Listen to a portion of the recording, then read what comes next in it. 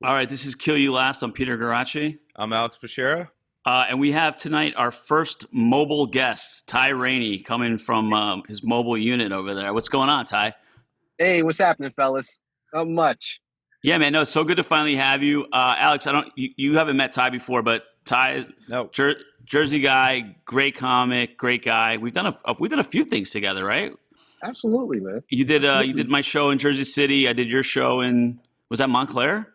It was at either the Montclair or the Bloomfield show. Oh, Bloomfield, yeah. And then I just did a Zoom show with you and Gordon Baker Bone and Ibrahim Khalif. That was hilarious. Yeah, a lot of fun. And Taj Osorio. Taj, yeah, Taj I didn't know. Yeah, that was awesome. And so no, man, I'm so excited to finally have you. So you picked a good movie. So why don't you tell us what you picked and why you picked it? All right. The movie I picked was National Lampoon's European Vacation, starring Chevy Chase. Mm-hmm. Man, this movie. The reason why I picked this movie, just the slapstick comedy in this movie, and Chevy Chase, during that time, was just in his bag, so to speak, as far as being the funny guy from Fletch Lives to Fletch. Just Chevy Chase and his humor, the way he does physical comedy and his timing with everything is just hilarious to me. And being I guess that came out when I was like about, I don't know, preteen, maybe? That's perfect for this movie, I feel like. Yeah, that's like the perfect stuff because it had the little, adult innuendos in there and the family, with their coming of age stories, individual stories, and Clark trying to hold it all together with him being like a bumbling idiot, with the European Vacation and winning the pig in the poke, pretty much by accident. I mean, that game show is hilarious. Hell yeah. And it's so funny. I think it's a little forward thinking how embarrassing like reality TV and game shows were going to get in like the 2000s, 2010s. Like, I don't know. Was it that bad in the 80s? Like, do you know what I mean? Like dressing up as pigs and oinking for the camera. I think some of that was the exaggerated humor in it, which I like. But I think the games in the 80s were kind of shitty. Like, remember that game we had with the box going around? It used to land on like the Noid looking domino. Yeah. Like, I think that's back. I think that's Press Your Luck. Yeah, don't bring that shit back. Like, leave that alone. Well, I feel like the game shows go through phases. Do you know? Yeah. Like, so it was like big in the 70s and 80s, and then like Who Wants to Be a Millionaire and what's the one with Howie Mandel with the boxes? I can't even think what it is. It's like the biggest one. Deal or No Deal. Deal or No Deal. Yeah, Deal or No Deal. There you go. Are you a game show guy, Ty? Not really. I mean, I watch, Price is Right, and certain game shows I watch, like Who Wants to Be a Millionaire. I watch that with the lifelines and all that shit. But you're not gonna catch me rushing to the couch anymore, like the '80s when the game shows was like really hot. See, I'm still a big Jeopardy guy. I don't watch it regularly, but like one of my dream jobs is host of Jeopardy. And I actually tried out for the teen tournament when I was a kid, and it was kind of rough because I didn't make it, and that was like my dream. But I took the millionaire test twice and passed it both times. Yeah? And then didn't get asked to be on the show. I actually failed the personality test. Oh, that's probably why.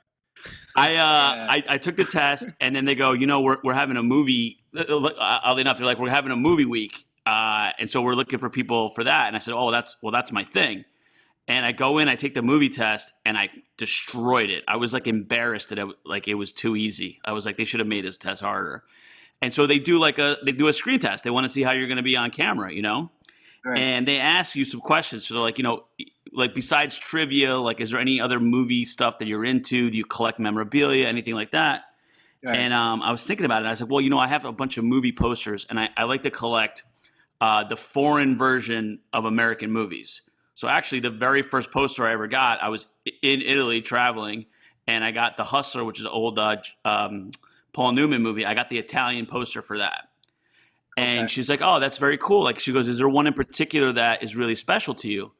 And I said, well, I was like traveling through Belgrade in Serbia, and I saw this Steve McQueen poster, but it was all written in Serbian in this bar, and I swiped the poster, and she goes, you swiped it? And I was like, yeah. And then I was like, fuck. She's like, yeah, thank you very much. I was like, there's no way ABC is going to put this poster thief on a fucking game show. And I was like, son of a bitch. If I had just said it was like swipe. Well, it was a flyer. What I should have said was, oh, there was a flyer and I took the flyer. But when I said swiped, she clammed up. She's like, all right, you're done. We're not putting you on ABC. And I was like, son of a gun.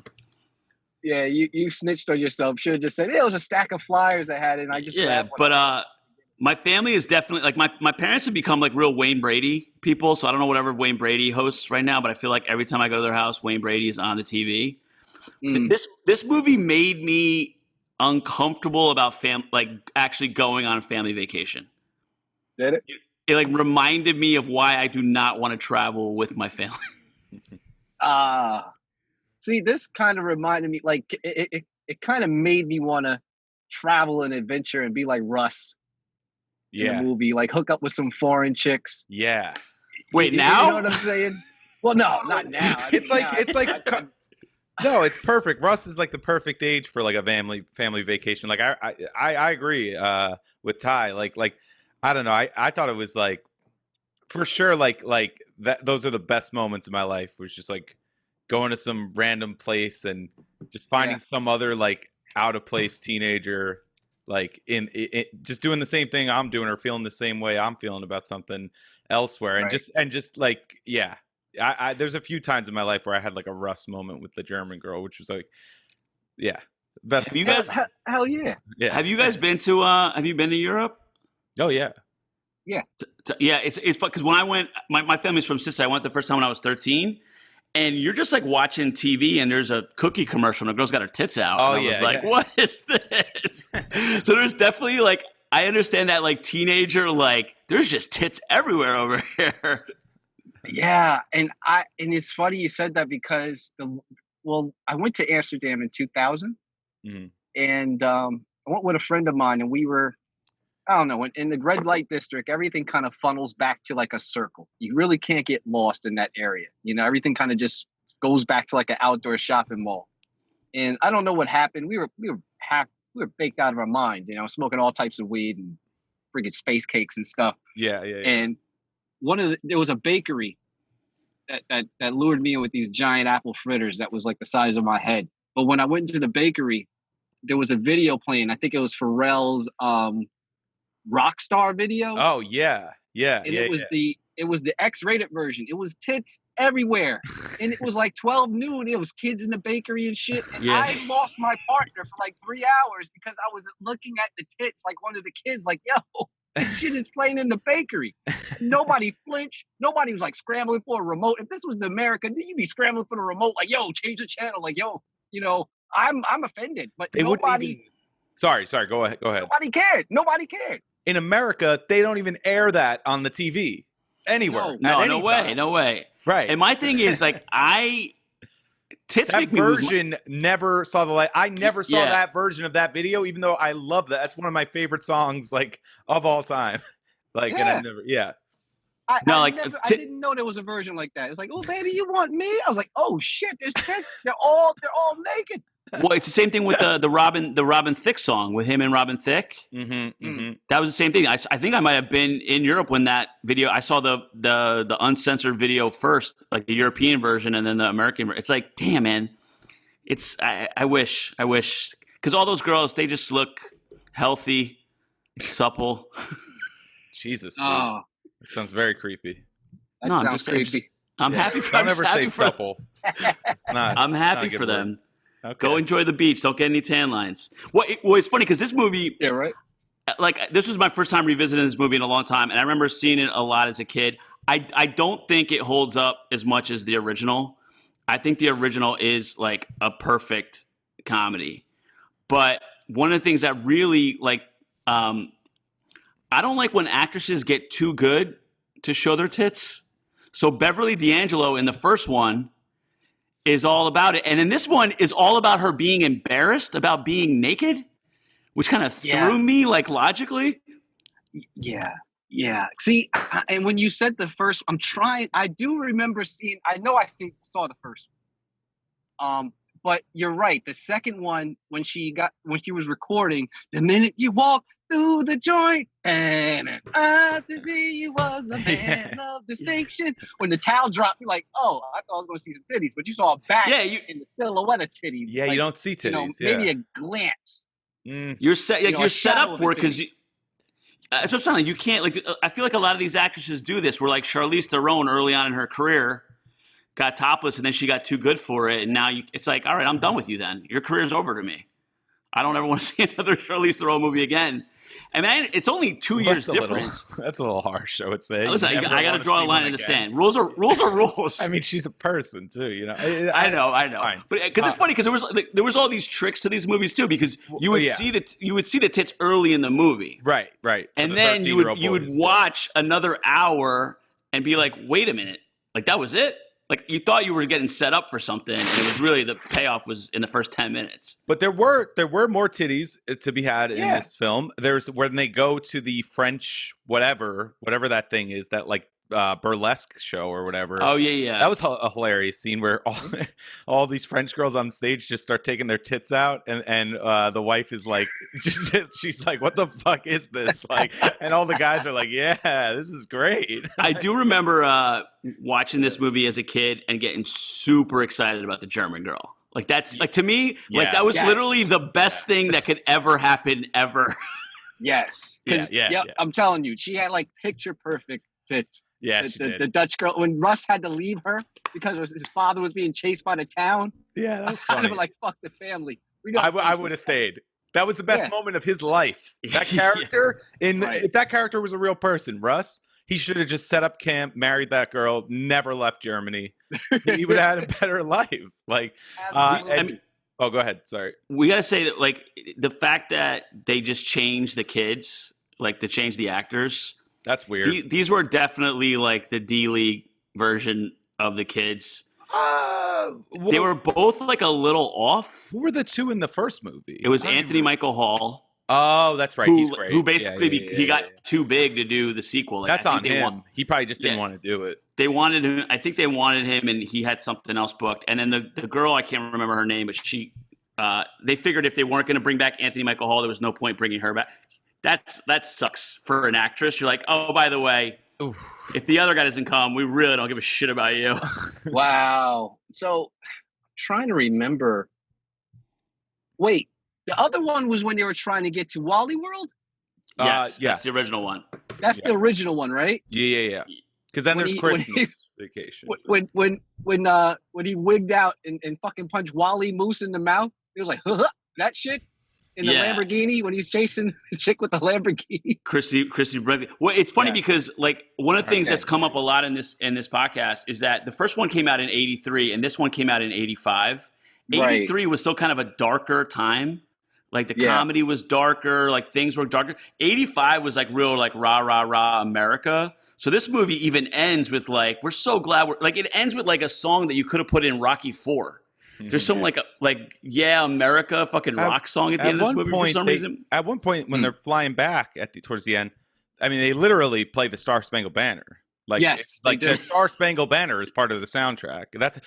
This movie is it's just a testament to the 80s, and you're right, Peter. Like 1985 and specifically, like was so patriotic compared to like now. It's unrecognizable. Like the idea that a major blockbuster type motion picture would have this level of patriotism in it, like just like not even patriotism, just the general idea that like, you know, America's the greatest or like home is America. Like we're so opposite of that right now. And I'm not saying it's better that where we're at right now, but it's just fascinating because I was born in the early 90s. So I feel like I missed out on the heavy patriotism in like media.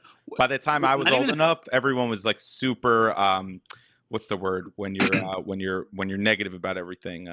Cynical, super cynical. Yeah. Mm-hmm. That patriotism can also be looked at as just marketing too. I mean, you want people to travel as well. So, and you want them to come home safely. So it's like, hey, you're American. Go explore. Go travel. Come back. Use our airlines. Travel on American. Yeah. Right. Explore Germany and do all this other goofy shit. You know, if this goofy guy can do it, you could do it too. You know, I don't know. Sometimes it could be looked at that as well. For sure. Another layer of patriotism as well as marketing too. Well, Chevy Chase is really like the character he was playing in these films, and really his whole career is like, hey, I'm a bumbling idiot. If I could do it, you could do it type white guy. Like basically, like every mediocre white guy loves Chevy Chase's character because it's like they can see themselves in him or whatever. Right. And he's always rich and has like a hot wife.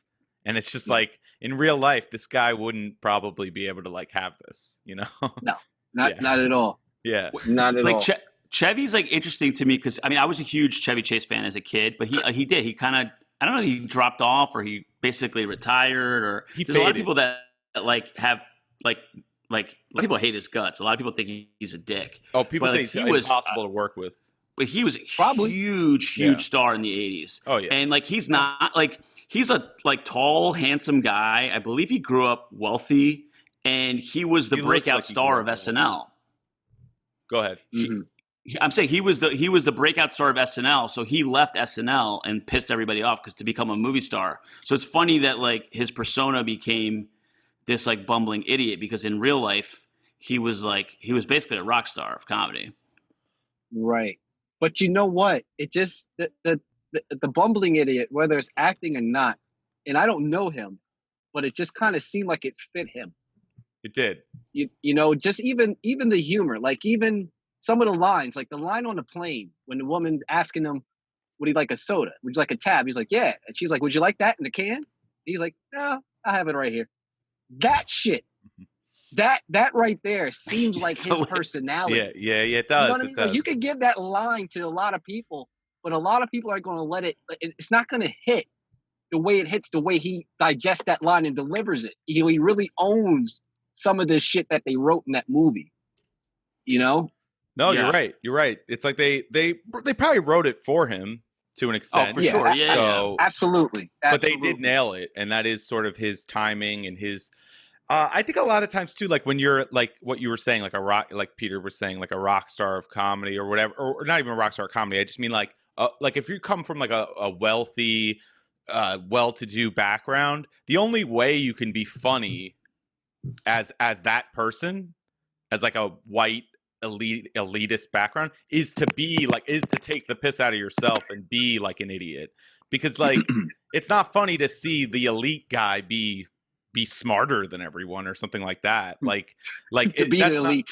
Yeah, exactly. It's like that's what he is. Like so right. So it's funny to see like a guy that you kind of know, you know, in real life has this personality or you know has this great whatever like I don't want to say great, but this like elite background or whatever. It's funny to see him make fun of himself, and it's just like it makes him more down to earth or whatever, like, you know, the everyman type of thing.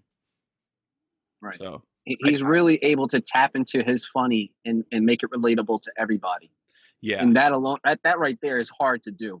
Yeah. Is really to tap into the funny in a lane that you can ride. You know what I mean? And people identify to it the way it's very difficult. And I think and the way, you know, the way he faded out, I don't know if it was the what was it, the gopher when he was playing Ty, the golf player? Caddyshack? Caddyshack. Yeah. You know, that was like every character I've ever seen Chevy Chase play, it wasn't far from his last character. You know, like Caddyshack, Fletch, all of them could be the same person. Yeah. You know what I mean? They're very close, you know, so these scripts were really written around his comic ability and somewhat his personality.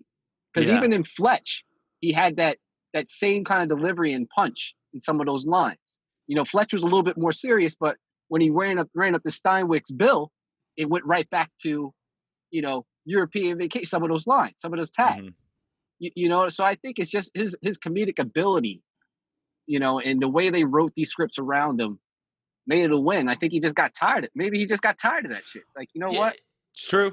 Yeah, I think he made his money. I also think sort of the like David Letterman, Bill Murray kind of ironic like comedic character came in, and like sort of the earnest, like again, like the character like Clark Griswold, it sort of became every dad, and then therefore you couldn't like really have that be your vein anymore. You know what I mean? It's like like, you know, Homer Simpson and basically every sitcom dad after this became that. So it wasn't like Chevy's bag anymore. And then, so I don't know. I mean, I think, like, I still think, I forget sometimes, like, he's one of those guys where sometimes I forget about him and I go back and I'm like, oh, dude, this guy was like, he destroyed the 80s. Like, he fucking owned everything. Yeah. And it's funny because it seems like Christmas Vacation came so much later, but it was 4 years later. And that movie plays probably 30 times a year at Christmas. So that's the one that's probably been seen the most out of all three. So this one, European Vacation, kind of gets lost in the shuffle a little bit, I think. It does. I mean, I think you had to really grow up in that time when it was popular, you know, to really appreciate European Vacation. You know, and like you said, it was like a coming of age movie for some of us in that time period. It was all about timing, because I'm sure if I play that for my son, it's probably not going to hit as much as the Christmas one around Christmas time because of the holiday spirit and stuff. You know, it's a little bit different of an intro. He'll like some of the scenes though. He's 13, right? Yeah, he will like some of the scenes. He'll like some of the scenes, and he likes some of the humor. You know, because it was well written where a younger crowd can definitely appreciate some of that satire. It'll for sure. Work. Yeah. And what was I gonna say? So one of the scenes I wanted to talk about, just up top, very, very off the rip, as they say, in this movie, is the game show host. He's like introducing them. He's introducing Griswold, and he goes one by one, and he like kisses the wife like kind of a little too long, but it's not like too crazy. And then he gets to the youngest daughter, and he just fully, like, for 6 seconds makes out with her, and nobody really says anything. And it was so, I love that I got the joke. It's funny, but it also is like even more funny, like in retrospect today, looking at it now, the way things have progressed in society, to like, it's funny that they had that in there as a joke even back then, when shit like that, like not literally like that ridiculous were happening, but like it was like, you know, behind the scenes probably almost as bad as that. But I don't know. I just thought that was probably the funniest scene in the movie. And it's like, it's maybe 2 minutes in. So it is hilarious because I think that's a play on, was it Richard Dawson, the original host of Family Feud. Family Feud. And you know, he kissed everybody but the fucking fathers. Right. You know, he was a creepy fucking dude. You know, even when you went up there at the end and you're answering these questions for your team, he's hugging you and shit. He's whispering in her ear. He's like blowing on her earlobe, like, you got it. You're only 75 points away. He's caressing her and shit. You know, he's nuzzling in her neck and shit. And I'm like, this dude is inappropriate. This dude. The thing is, somebody needs to check his basement. People wanted to be on TV so bad that if you were on TV, like that guy could do whatever he wants because he's your ticket to Hollywood. You know what I mean? It's like, I think everybody had. I mean, I remember when I was a kid, we had neighbors that were on Jerry Springer, and like the mom was like telling me about it, and it was like the daughter was the other girl that got beat up by the wife, and I was like, TV is so alluring that just like, you don't care that your daughter's a whore. You're just happy that she's on television. Well, I mean, look at the Cash Me Outside girl. She literally is like a multimillionaire now. It's because is she really? Oh my god, of course. She's got like what? She made an album, and that did very, very well commercially. And then also, I mean, I'm guessing her net worth, but I mean, she's got like, when you're in the tens of millions of followers on social media, you got money. There's just no way people aren't paying you to advertise their products. Yeah, the host on the show was John Astin, who played Gomez. If you ever watched the original Addams Family show, he's Gomez. Yes. He's great, so funny, and that whole set, like, it gives me the creep. The idea of like dressing like a pig with your family. Oh my god, on TV. It's so over the top, but it ended up being. Because I feel like I get the sense that they did this joke of having them dressed as pigs, like dehumanizing them, as like, look how ridiculous this particular family is. What, like, these people are willing to get this low, right? It's more a joke on the characters in the film. but I think Right. it ends up being a commentary about like Americans in general as like the years have gone on and the new lows that people have stooped to get on reality television. I mean, like Basketball Wives, or like some of these shows are just like, I mean, what is the one that's like Bad Girls Club, where it's like the whole thing is just like literal assault. Like they just assault each other each episode. The cops get involved. It's like and taking more on than you really should have. Because it's pig in the poke, and they're oinking before they go and answer the next question. What do you want to do? I want to be a pig. Oink, oink, oink. Like, that's it. 2 million. Now you want oink, oink, oink. Give me more. Like that's, they are mocking. Yeah, and it's if right. you want to go to the next level, it's like being a pig. And there's like the running joke where she's like, "I'm glad we were pigs. Like I'm glad we went for it and we're pig." It's like, yeah, it's really kind of gross when you think about it. I mean, the commentary and I like that. Look, if you watch this film, you could actually watch it in a way and analyze it and go, this is a really smart film, because it's really about a bunch of bumbling capitalist pigs who like invade other countries and like just ruin everything in their path. Like, I mean, there's a couple of, they run in with a criminal or two or whatever, but like so it's not like everyone over there is like, these angels or anything, but they're the evil ones for the whole film. I mean, but I do like, as somebody who's spent a lot of time in Europe, Europe is a cynical place. Speaking of cynicism, and like people robbing you and like people taking advantage, like whether it's the guy in the gondola charging you $50 to take a photo. Oh, it's all the time. Or you know what I mean? Or the waiters. Like I've had waiters try to tell me like what I was allowed to order because they're busy and they don't feel like fucking putting in an order. Like that's very French. That's one of the most French things. God damn. I was in a hospital in France and like I got treated like shit by like everybody. Like the nurses couldn't care less if I fucking died. Only the doctor was cool and he's like, yeah, I studied in America. I like America. Everyone else is like, if we just dispose of this American teenager, no one will ever know that he was even here. Yeah. Doctor's not even helping you. He just walks into the room and says, Gesundheit. Let them go.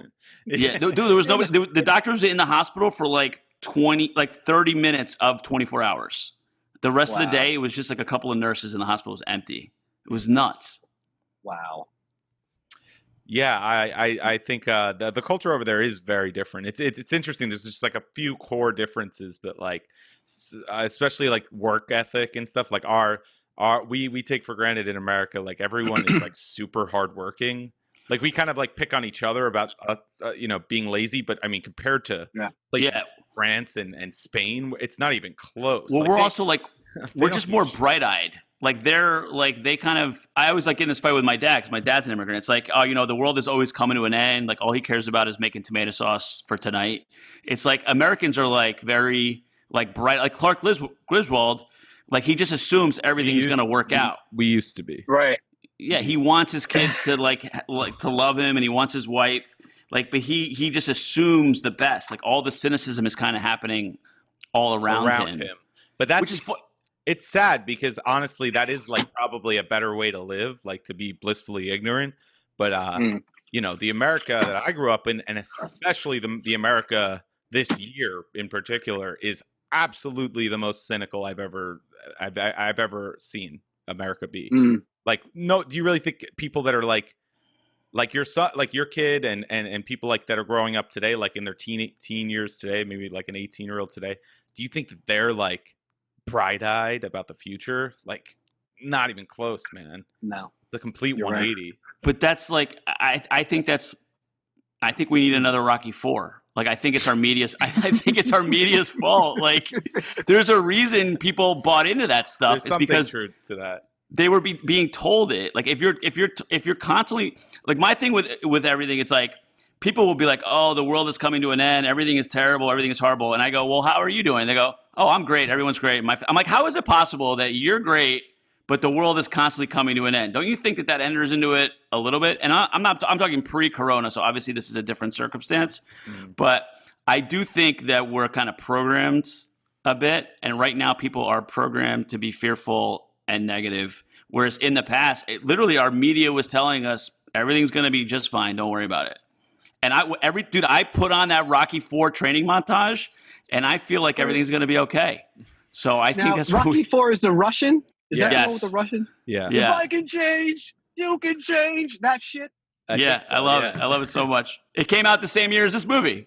85. Okay. Yeah. But I think the difference now between now and then, Peter, is just access, man.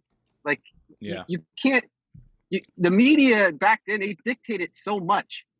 You know what I mean? Now they can't. We have so many people with so many platforms and negative shit that you don't ask for. Negativity seeks you out. Yeah, you know what I mean? And and then there's people that back negativity. So you're not even supporting it, but there's people that backing it, and then in your mind, subconscious, like, yeah, shit is kind of fucked up. Yeah, you know what I mean? It's not great. Everything was like 84. We were selling shit, man. We were selling fucking dreams. Yeah, we were selling dreams. We had a crack epidemic. You know, it was so much shit it wasn't going great. on. The country was falling apart. Yeah, you know, so we were trying to sell the American spirit. You know, we were trying to package it. Our movies was around it. Everything was around that. Television shows were around, all because we wanted to pick up the American spirit and the American dream and just broadcast it out to the world like everything is perfect over here. Meanwhile, you got inner cities that are getting fucked up because of the crack epidemic. You're ruining generations of families. You know what I mean? Then you got, jobs, everything. It's just kind of repeating itself. But in the 80s, it was really fucking tough trying to hide that shit. Trying to hide. That's like trying to hide your crackhead uncle that lives with you, but he's always on the porch. Like, come inside the fucking house. Everybody doesn't need to see this shit. It's like if you ever saw American Tail, they sing "There's no cats in America," like the cartoon about the mice coming to America. It's like people come here thinking like, oh, the streets are going to be paved with gold and they get here and they're like, oh, wait a minute, you guys have garbage and crime and homeless people. Like, they don't even know.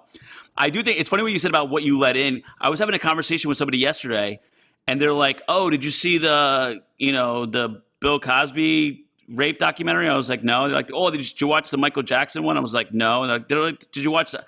And I was like, "No." And they were like, "Don't you want to know?" I was like, "I already know. Like, what am I going to do now?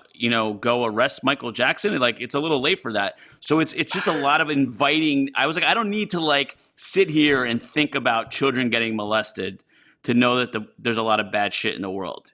And I don't necessarily want to invite that into my psyche all the time. Dude, we're just constantly always ripping off scabs that was never on us to rip off. Like, you know what I mean? Like, if you didn't know anything more about Michael Jackson than what you've heard already, then why would you go back and watch the documentary and open a scab that you didn't even know existed on your body? Like, oh, fuck, this is dark. Yeah, you know want to do it though. People are drawn to it. Like, that's why negativity rises to the top on Twitter. It's because people click a heart on that. They want to retweet that. They want to show something is bad over, more so than something is good. And it's a problem. I noticed it when years ago. I forget if it was a hurricane or a blizzard or something, and we were told like, make sure you get all your supplies at home because the weather's gonna be really bad. And I sat at home and I just ate snacks and watched the news for like 12 hours. And then the next day I was out of snacks. And I was like, oh, all I did was just eat shit and watch TV. Like, I didn't need to do any of this. You know what I mean? It was just designed for me to feel bad. Right. Yeah. And you feeling bad, you spent money. And also you clocked in time on whatever you were watching. Yeah. So it's all the number game too. Like, but negativity, people do like negativity. For instance, I put out my podcast, right? Yeah. In the What's the it title called? of it's the Ty Raney podcast, right? Nice. But I just titled it. Each episode has its own title. So this episode that just passed was a weak moment, but I'm back, right? Mm-hmm. So right there it says that something negative happened. Right. So I got more calls because I went vegan for 4 months and then I fell off, ate a chicken sandwich.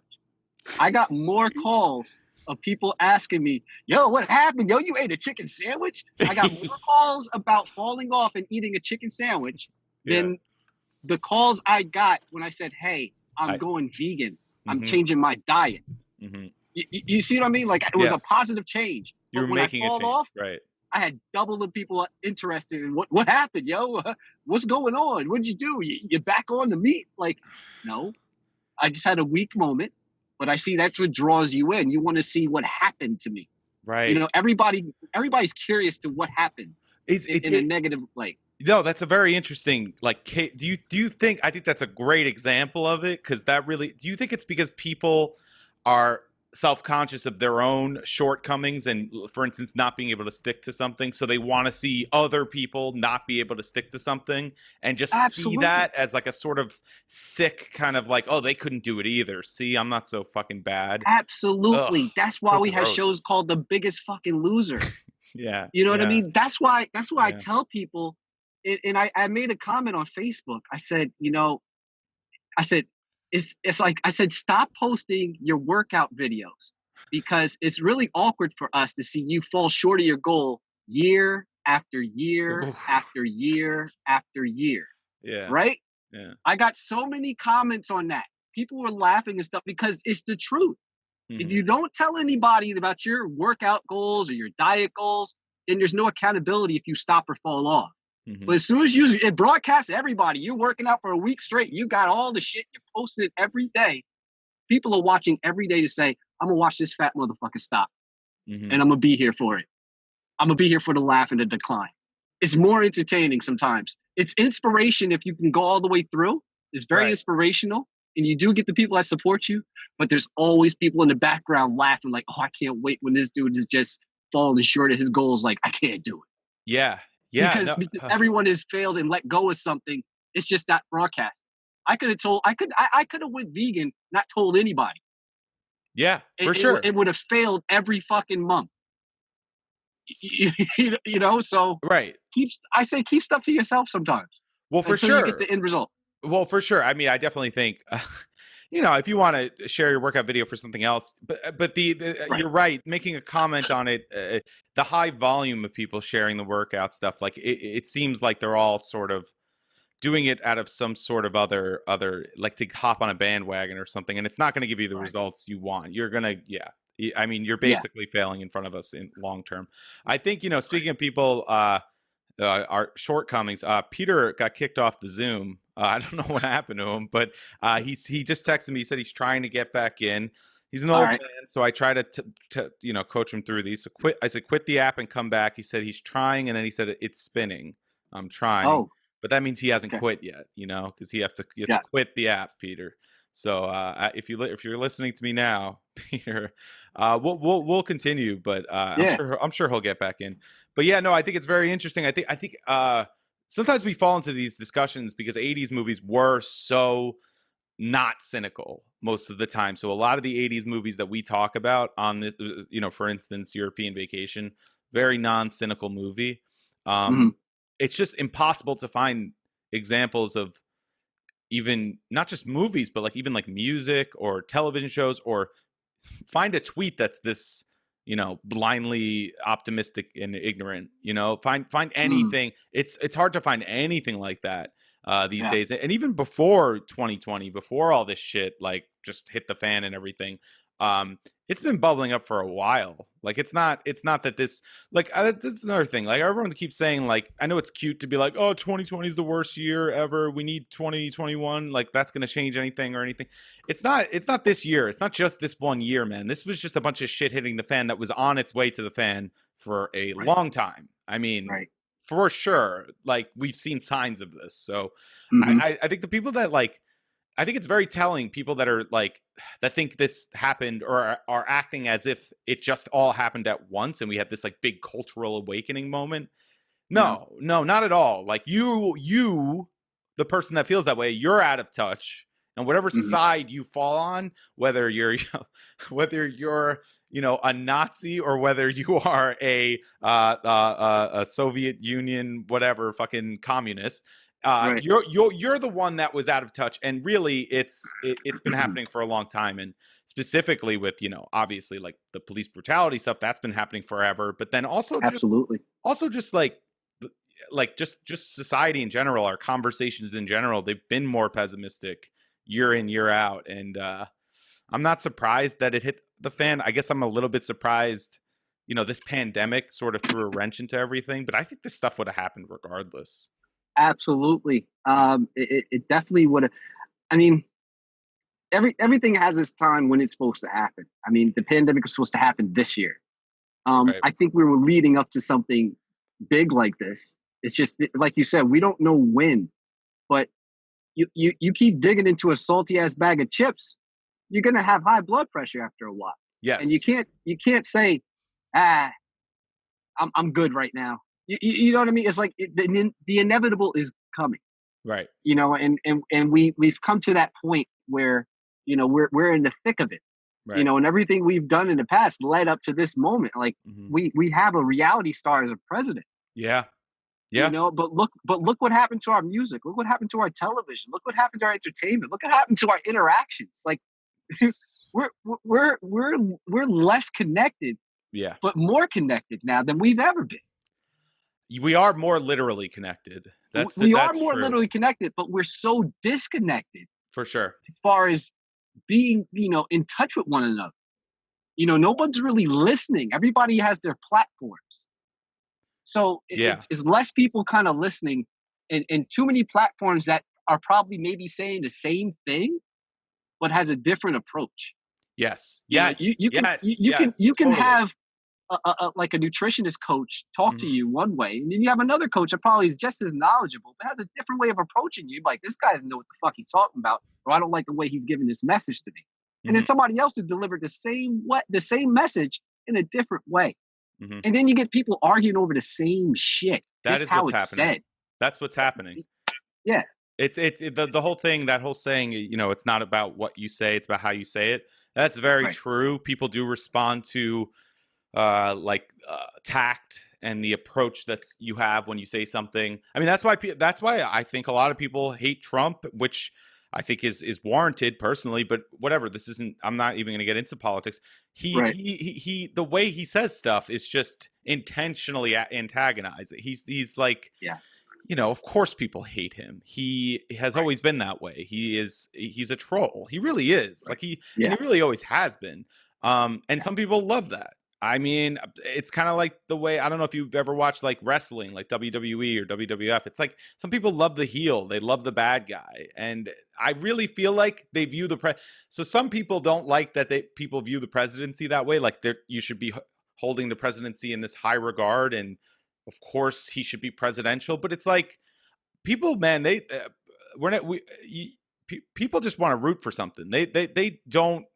I don't think people are as sophisticated as that. You know what I mean? Like they just want to root for someone or root against someone. And what you're saying is so true. It's like a lot of the arguments I've seen and a lot of like the anger I see is like people saying the same thing, and then they have a small caveat that like angers the other side. But it's like, who really doesn't want police brutality to end? Like, who really doesn't want the pandemic to slow down? Who doesn't want like race relations to get better? Like, I mean, really, think about it. Think hard about the people that you know and the people you've come into contact with. Maybe not even your friends, but just the people that you've come into contact with. How many of them are truly like, you know, diametrically opposed to those things? Like, I mean, come on, it's not that many. It really isn't. Like and what happens is these opinions get more extreme, and so you get the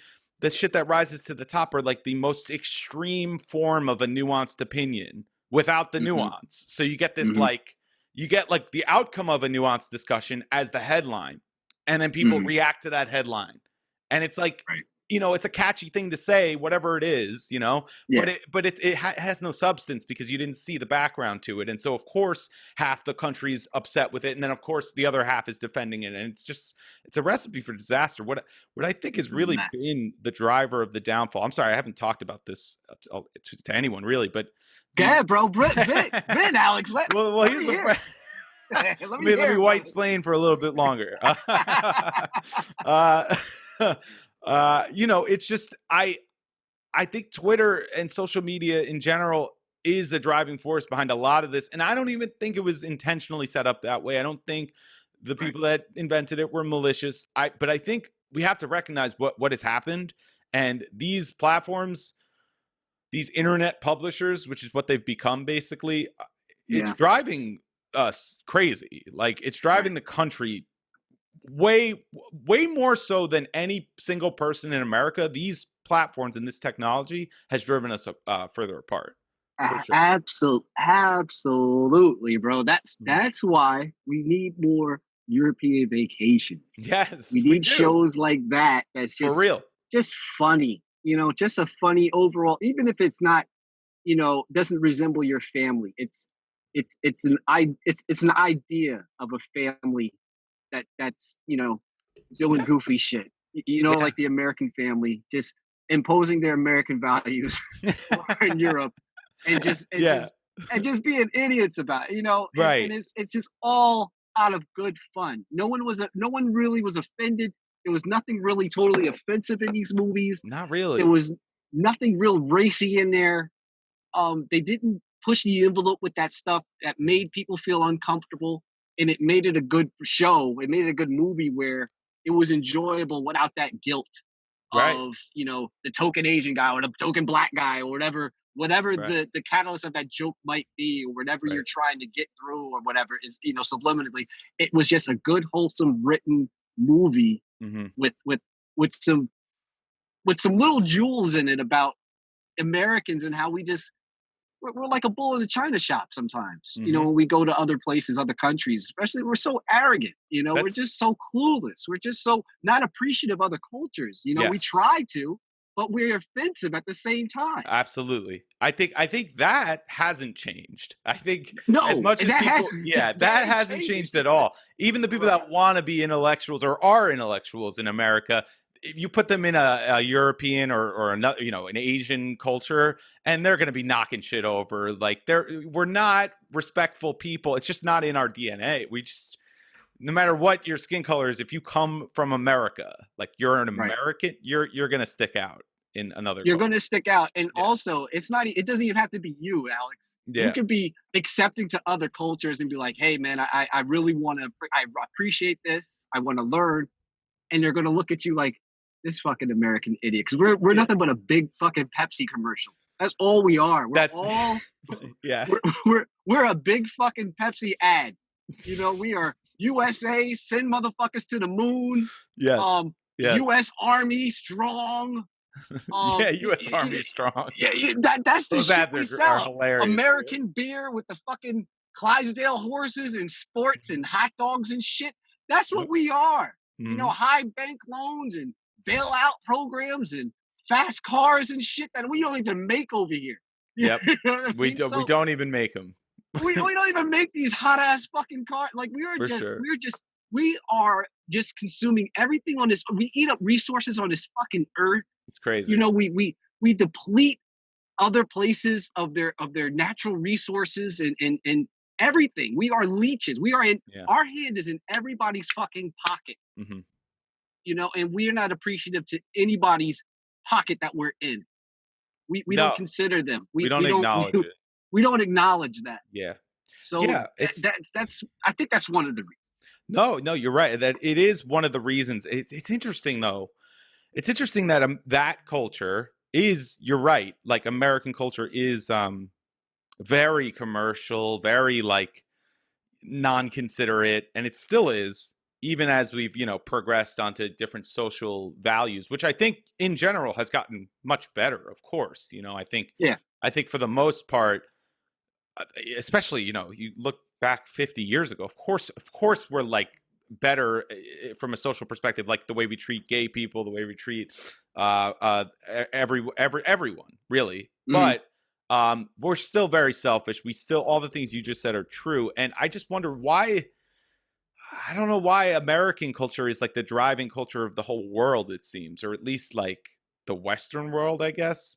Even Japan though, like, I mean, they know they know our music and shit. It's just like all the shit that we do, our political issues are like everyone's political issues. It seems like our election coming up is like everyone's election. Like everyone knows about it. Everyone knows it happens in November. It's just like, it's weird, man. And that fuels the arrogance, because then we continue to think we're the center of the world. I don't know. It's just, I don't know. I got off on a little tangent, but I just wonder why we still drive the conversations because Bro, we need these conversations. Look at you, man. You're getting your color back, Alex. That's what I'm talking about. You need this conversation because I think it's like phases, man. It's like, remember when I don't remember when, but it was a time where women, weren't looked at seriously in the workforce. Yeah, for What are sure. you doing with a job? Not even that long ago. Right, not even that long ago. So you take that, and then we're going forward, and then there was a fight for that.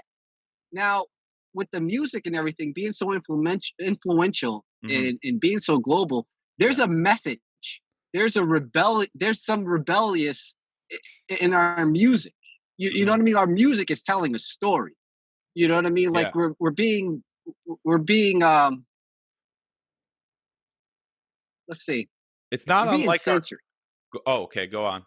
Sensory. It's like what do you mean? We're not being censored, but we're not able to. Like our American ideals are not the best, and we're speaking against the commercials. We're speaking against the Anheuser-Busch, Clydesdale, horses and shit. Like everything is all good over here, and it's not. So you're right. I think we're able to get that out, and it's making us look bad. So we got to push more with our commercial agendas because the messages of how the grass is not greener on this side is a little bit louder than the advertising of come to America, everything is all good. Right. It's finally now this place is not all fucking good. Right.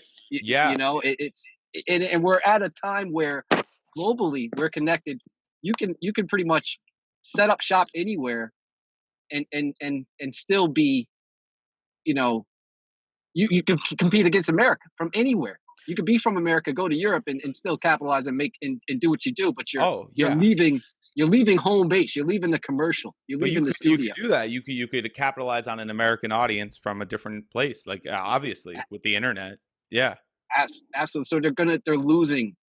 We're losing. And that's what they're looking at. So that's why they're trying to close borders, but open it for certain people to come in. Well, that's so we can still try to advance. Well, that's a real thing too. Like not even just like commercial, like art success, like comedy or music, but like real estate, like the Chinese real estate market. So like there's these really wealthy Chinese investors that have bought up huge amounts of real estate in Manhattan, and they basically take their money and they hide it from the Chinese government by investing in American like very expensive property in Manhattan, and they don't even like use it.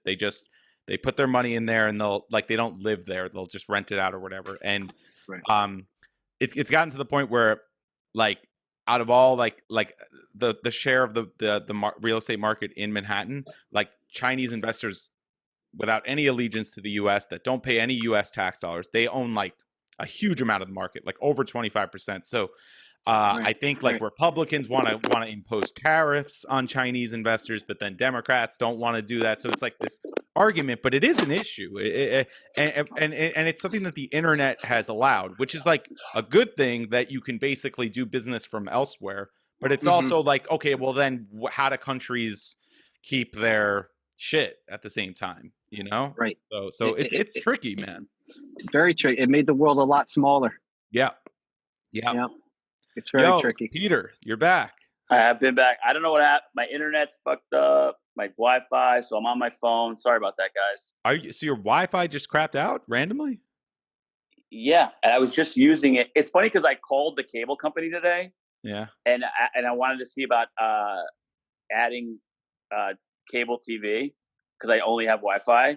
And when I told them, you know what, I'm actually not interested, I think they had a spite. I fucked up my Wi-Fi. The guy goes, "What do you mean you don't want to add anything else?" I was like, "He's like, you want to do phone service with us?" I was like, "No, I'm not interested." He goes, "All right, then have a good day." And then ever since then, I think he put the hex on me. Wait a minute, this is Verizon, isn't it? No, it's I'm in Jersey. I'm down. Is it Optimum? I don't even know. I think it's Optimum Online. Yeah. Oh, okay. Basically cable. Yeah, I don't think that's the case at all, Peter. I think you're just really, really bad with technology. It's probably true. I think I know for sure if I was there, I could just restart the computer. It'd work. Probably. Yeah, there's something going on. I mean, your app probably just failed. Sometimes Zoom needs an update. I was gonna ask you how come all my photos are on the cloud and I can't share my photos now. Oh, But no. that's a conversation. Please, for later. can we, when we're not recording, please. God bless you, Peter. Yeah, No, you you're- really you're an not- ancient you're not- man. You're an IT guy, right? I try not to tell people, but yeah. Well, I'm sorry. Well, I'm saying I apologize, but like, well, you and Alex both know this stuff, and I don't even know the basic stuff. Like, I can't even. Maybe after we're done recording, me and Ty will help you out because I think I know what your problem is. I have an idea of what it might be. All I know is 1 minute we were talking pigs in a poke, and next minute it's Chinese investment in real estate. Oh man, we got into it, dude. We got into. I mean, Yeah. it was a good combo for sure. We did not lose any steam, that's for sure. Sorry. Yeah, we got deep. I got to know Alex a little bit more, man. I Yeah. fucks with this dude, man. Oh, Yeah, great. no, I appreciate it. Yeah, No, same. I like Right back at I you. like both you guys. I like bringing people together. There's no reason why you guys should know each other. You know. I think comics always appreciate each other, or like just because like there's always like the surface level that most people have, and then like comics always have like something more to say, even about like mundane shit. It's always good meeting. But also like like Ty, I remember like I did the show in Jersey City, and Ty was my mom's favorite comic.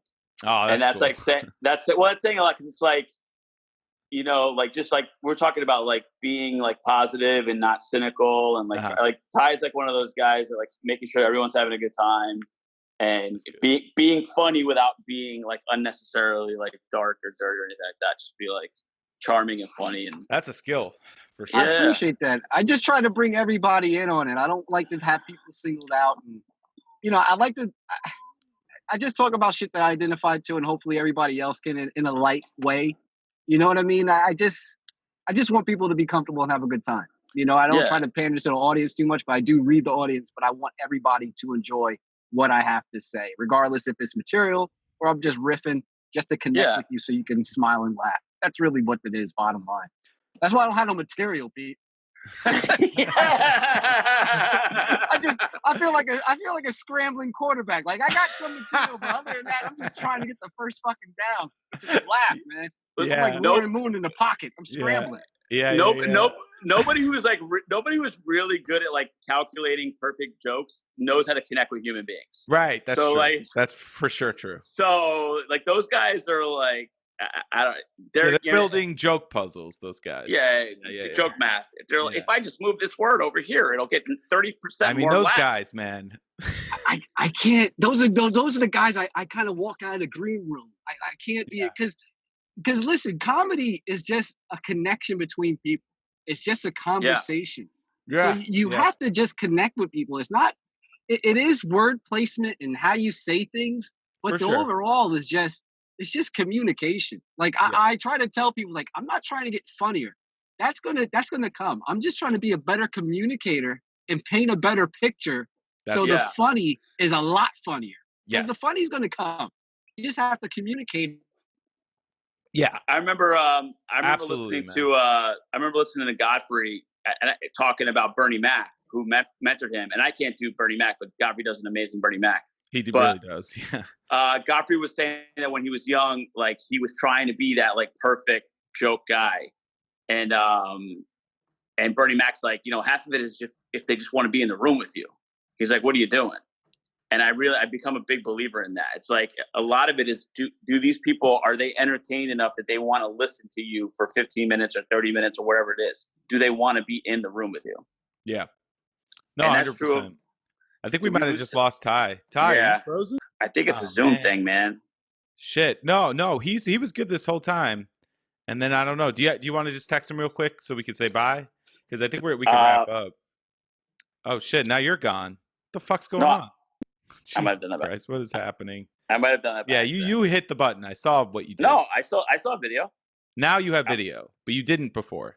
Yo, this is some spooky Chinese shit that's happening right now. It is Chinese people, but can you text Ty? Oh, now you're gone again. What the fuck, dude? Oh, because wait a minute. Oh, because when you leave. That's fine. Leave to text Ty. That's okay. Well, I can use this time to say, if you're watching these videos on YouTube, you could like, you can comment, subscribe. Those things are good. We got a few people that are doing that without us really asking for it. But apparently, if you ask people to do it, even though all the buttons are there and stuff, they're more likely to do it. So just, you guys are idiots, but like, comment, and subscribe, and yeah, do that shit. So, and also leave a review on iTunes. It helps more than you think. There's like a real estate guy on YouTube that I watch, and he literally goes every video. He's like, make sure you smash the like button. Smash that like button. Smash it, dude. And he's got a million followers. I know, dude. Is that all we have to do? No, they started like 10 years ago. They get lucky. They hit these, dude. Dude. I'm such an idiot. If I would have started a YouTube channel like 8 years ago, I feel like it just like we would have had something, God. But that's the thing. You start it now, or a couple of months ago, and in 5 years, we're going to be very happy we started it. So it will build. Sorry, what he said? Ty's not. Oh, there he is. He's come back. Well, I'm admitting him right now. Oh, dope. There he is. Hey, Ty. Hey, Ty, can you hear us? Yes, I'm sorry. That's okay. My Android was at 8%. Fucking rebooted, so I'm on my iPhone now. Oh, dude. Oh, you got multiple phones. We're here. I had to log in, send a text from my Android to my iPhone just to get the link because I can't remember all those numbers. Oh my God. Well, bro, I appreciate it, and we just wanted to make sure that we got you back at least to say bye, because I didn't want it to just end with you had a frozen face for a good minute there. Yeah, it was it was something like that. All right, cool. I'll clean this all up in post and stuff. And dude, I loved our conversation, and I think it really a lot of it tied in like exactly with the movie, because it is a very fucking like different time. Looking at 1985 when this movie was made, it was just like you can tell that whoever was writing and directing this movie was not concerned with societal issues the way that we are today. So it's just an interesting way to view a movie. I watched it today for the first time. To be honest, I really did enjoy it. Although there are things about these vacation movies that are just like a little over the top and just like ridiculous. Right. But there was a few jokes in here I really thought were funny. So where'd you stream it from? Where'd you watch it from? I download on Pirate Bay still. I'm old school downloading torrents. Oh, I fucked with Alex. Yeah, dude. Yeah. Every single movie we've done, dude. I mean, pretty much. But you see, this is part of the rebellion. We're rebelling from the U.S. The commercial. We're fucking pirating, copywritten material. Oh God. Yeah, we make our podcast out of it. If we content. if we ever have that meeting with execs from Sirius or Epix TV, we're gonna edit this out. We don't want them to hear this part of the conversation. Yes. Well, you know what though? I mean, honestly, fuck all those people. Like that's what the people want. Rebellion. Ty is right. The people want jokes about things you're not supposed to joke about, and they, so just. That's the people who have the big followings. Trust me. Unless they want to give us a contract, in which case we are willing to walk the line. Whatever. All right. Yeah. No, there's sponsors. There's sponsors that'll back you. Shit. You got enough people following it and believing your bullshit. Right. Yeah. For sure. Yeah, there's a few companies that like to sponsor like edgy people. Like you see them all the time. Like I watch some comedians that come under fire, for what they say. I just like that shit. But I'll always see the same coffee company or the same like fucking dick pill company. And you're like, oh, these guys like racists or something. Like they're affiliated. I'm joking, but to an extent, I'm not. No, man, you're right. They're like, I like this guy's energy. I don't agree with everything, but he's passionate about his hate. Right. Like, okay. Right. That's really it. Oh man, yeah. So Ty, it's been a pleasure, man. You have your podcast? Is there anything else that you want to promote or plug here while we have you here? Let's see. I mean, you could check me out at tyraney.com. It's TYRANEY.com. And everything is pretty much funneling off there. I try to do a monthly Zoom show, which I'm probably going to tap out and not do, but okay. I'm going to try to do it again. This month. I hate this shit, but it's the Good Vibes Only comedy show on Zoom, which is cool. And the Ty Raney podcast, man. Every Tuesday there is a new episode. SoundCloud, iTunes, Spotify, iHeart, and hit me up on any social media platform. Comedian Ty Raney. Thank you guys for having me. I appreciate it. Yeah, of course. No, thank you. Thanks for doing it. We appreciate it. And Peter. Anything from you, or are we all just? I mean, I'm starting to do live shows again. I have one Really?